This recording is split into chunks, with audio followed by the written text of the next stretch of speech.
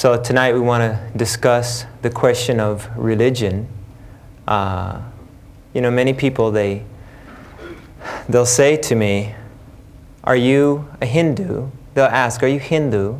Or are you Christian? Or what are you? Because they say, we can't understand this. It's hard for us to comprehend because I'm watching the television show and one moment you're quoting Bhagavad Gita and the next moment you're quoting Jesus Christ. So they're trying to figure out what label to put on me. What label are they going to put on the science of identity? Is it a Hindu thing? Or is it a Christian thing? Is it a Mohammedan thing? What is it? So this makes us realize that we have to explain what is real religion. Most people, when they think of religion, what do they think of? They think of a particular faith. They think of a particular method or process, right? They think of Christian, Hindu, Muslim, Jew, and so on. So this is people's idea of religion. So therefore, they also feel or believe that religion is something that you can join or something that you can quit. Right? That's why they say, what is your religion? What were you before that? Have you ever thought of changing your religion? They ask questions like this. And some people, they say, I used to be a Christian, but now I'm a Muslim. Or, I used to be a Muslim, but now I'm a Hindu. Or, I used to be a Hindu, but now I am a Christian. Like this. Who here has heard of this? How many people? Raise your hand if you've come across this idea. All of us. We've all come across this idea. There's like maybe some of you tonight, or the other night when you're coming to our lectures, you're thinking, should I go to this? I wonder if this conflicts with my religion. I'm a Christian, or I'm Catholic, or I'm Protestant. So this is what most people think of when they think of religion. But in fact, this is not really the proper definition of religion. There is a quote which I'd like to read from my spiritual master, Srila Bhaktivedanta Swami. He writes in this connection on the word Sanatana Dharma. He says, the English word religion is a little different from Sanatana Dharma. Religion conveys the idea of faith, and faith may change. One may have faith in a particular process, and he may change that faith and adopt another process. But Sanatana Dharma refers to that activity which cannot be changed. For instance, liquidity cannot be taken from water, nor can heat be taken from fire. Similarly, the eternal function of the eternal living entity cannot be taken away from the living entity. So, here we have another whole way of looking at the question of religion. That is, religion is not something that you join or quit, but rather religion is your fundamental essence, which can't be taken away from you. Your religion is that which can't be taken from you, which is part of you, just like you can't have fire without heat. You can't have water without wetness. If there's water, there's going to be wetness. You can't take it away. So, the science of identity is actually the uncovering of your true identity, your true eternal religion. What is it that cannot change about you? What is it that you cannot change? You can change your faith. You can go from Christian to Buddhist or Buddhist to Muslim or whatever. Right? You can change that. So obviously that's not eternal. What were you before you were a Christian? Before you called yourself a Christian, what were you? What were you before you called yourself a Hindu? Or a Muslim or whatever? Obviously, if something can be left behind, if you can leave behind the label or the process of Christian or Muslim or whatever, then it means it's not you. It's not inseparable from you. So it's not your eternal identity. It's not your eternal function. What is that which can't be taken away from you? It is described in the Bhagavad Gita as being these two things. One, your eternality. You are eternal. And two, you are by nature rendering service. So in fact, the eternal religion, or the actual religion of the eternal living being, is his function of rendering service. Everybody renders service to somebody else. Everybody. Even the politicians who are thinking that they're going to get away with something and have all the people serve them, end up having to serve the whims of the voters. Or serve those who pay for their campaigns. Everybody's serving. The communist is serving the state. The laborer is serving the capitalist. Everyone is serving. Even the big industrialist, who does he serve? His wife.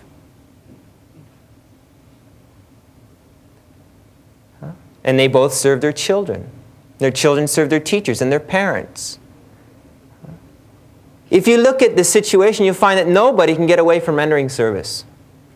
Even it may not be designed that they don't want to render this service. Everybody is rendering service. They're serving someone or something.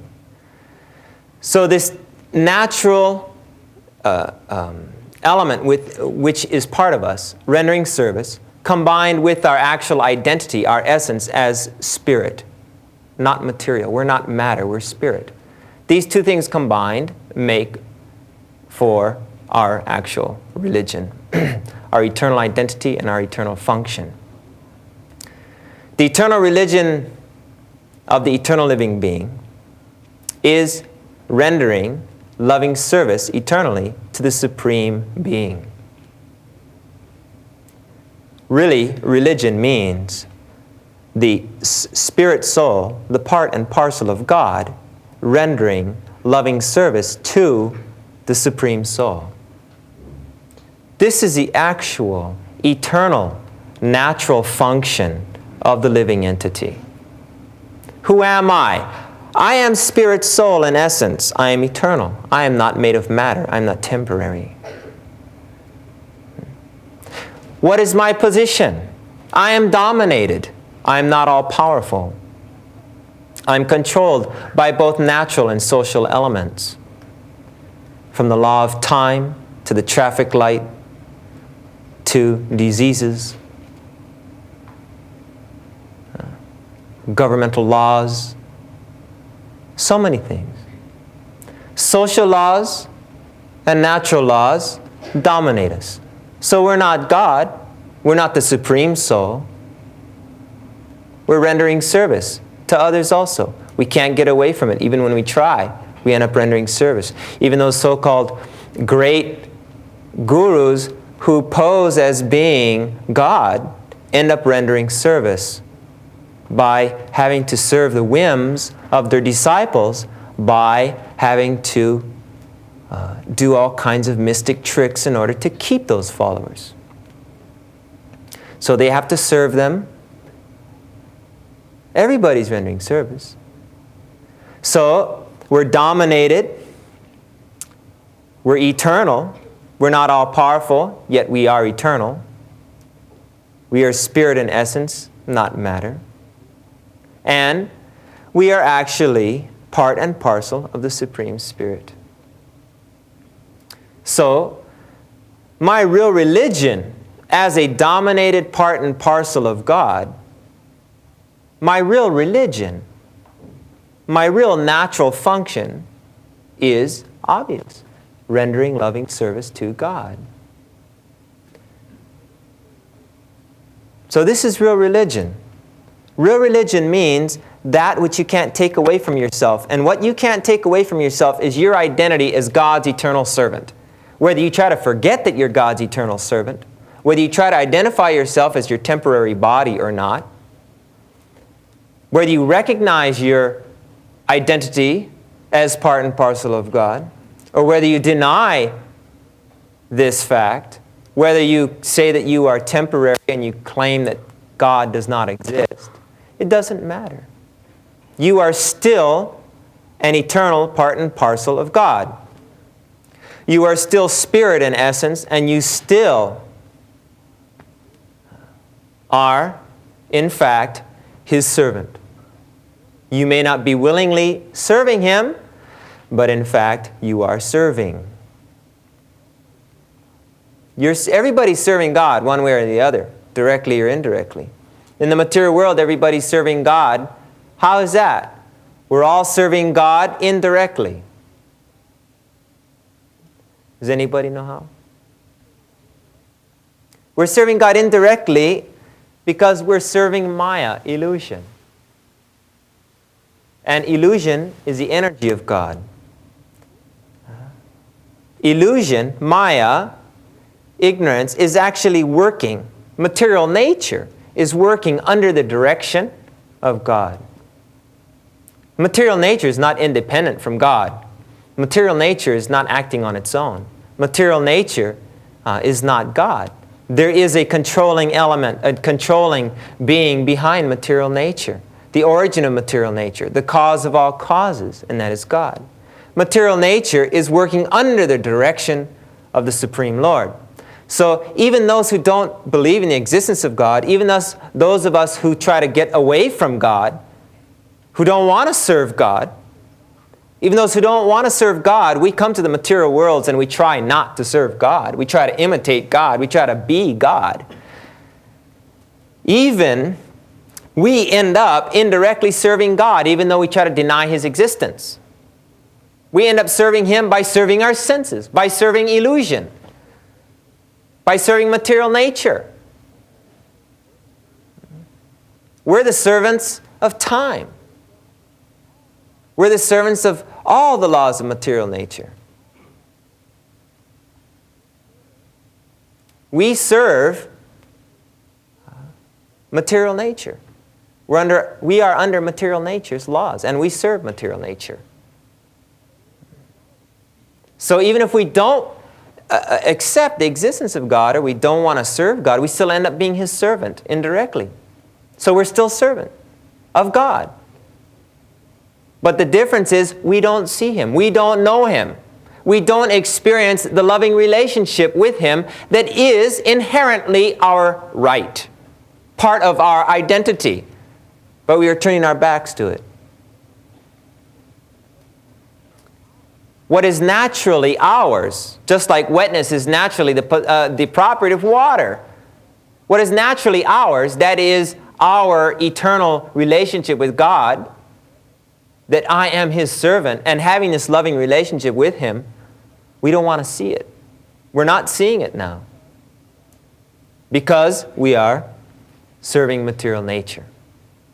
But in either case, we're still serving God. We're still under the jurisdiction of God. So nobody cannot serve God. Either we serve God directly and experience the happiness in it, we experience the love in it, or we serve God indirectly. We end up serving illusion, Maya. So we are either the servants of Maya, or we're the servants of the Supreme Person directly, but in either case, we are directly or indirectly servants of God.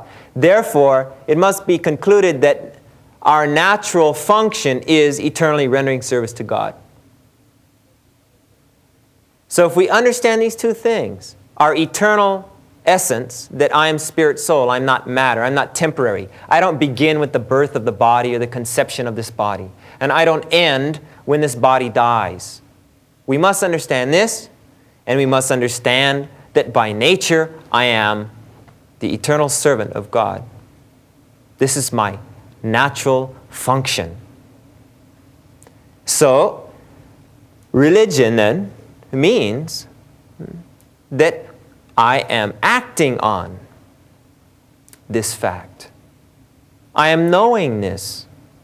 If this is my eternal religion, I can't change it. I can't run away from it. I am eternal and I am God's servant eternally. I can't change these facts. This is my religion. This is everyone's religion. That we are all the eternal servants of God. We are all spirit souls, part and parcel of God, whether we like it or not. That means that we can't get away from our religion. We can try to close our eyes to it, but this does not alter the fact. So religion does not entail faith in this sense. The real definition of religion is that you are what you are. You are the eternal servant of God, whether you believe it, whether you don't believe it, whether you act on it, whether you don't act on it. It doesn't have anything to do with your believing it. You can't join it and you can't quit it. You can't stop being what you are. And you are eternally God's servant. That's your religion. You can't stop this. You can't start it and you can't stop it. It's your eternal identity. You can't get away from yourself. You can't get away from your real religion. So this is a completely different way of looking at the question of religion or the definition of religion than that which is normally applied. Try to understand that a particular faith or a particular process which is meant to help you achieve or realize your real identity, your relationship with God, that this process itself is not religion. Because you can change the process. You can change from the Catholic process to the Mohammedan process. You can change from process A to process B, from process B to process C, and so on. So therefore, the process itself is not religion. This should not be very hard to understand. Religion is that underlying truth, the absolute truth, which cannot change, which the process is meant to help you come to realize. The process that we are engaging in here, the chanting of particular names of God, the process of bhakti yoga, which sadhana bhakti, which you are applying or trying to apply in your lives, this process is not itself religion. The process of one particular process is not itself religion, but rather is meant to help you achieve or realize your real religious condition.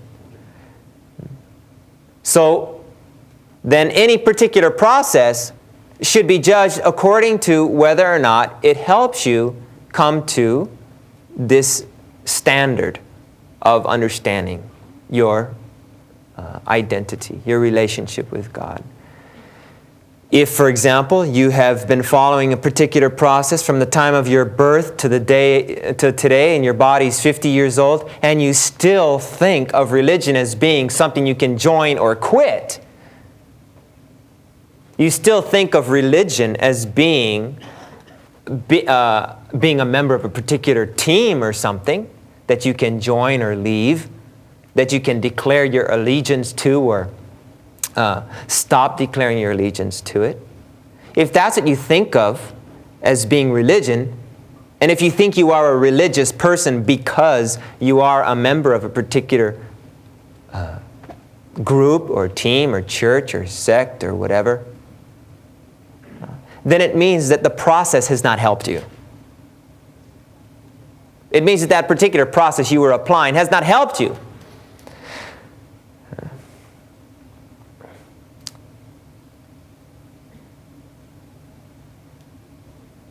if you don't know who you are yet, if you don't know your real religion yet, if you don't know religion, if you don't know who you are, that you are the eternal spark of God, the eternal part and parcel of God, that you are His eternal servant, if you are not yet tasting your relationship with Him, if you're not experiencing this exchange of your relationship with the Supreme Lord, if you're not fixed up in this condition, then it means that you have not achieved that which you really want, what you really need. Real religion. So, if people understood what real religion means, then they would not have so much fighting over this business of this is the real religion and this is not the real religion. Or that people would not be sucked into this wrong idea that I can become religious simply by joining this team. Simply by joining this faith or this sect or this church, I am automatically a religious person. No. The really religious person is one who is in full knowledge of and is fixed up in the absolute truth of his identity as the eternal, loving servant of the Supreme Lord. And if that person achieves that condition, he achieves this understanding and he's achieved this platform of spiritual perfection by one particular process or another, then fine. It doesn't matter. Is this understandable? It's not very difficult to understand.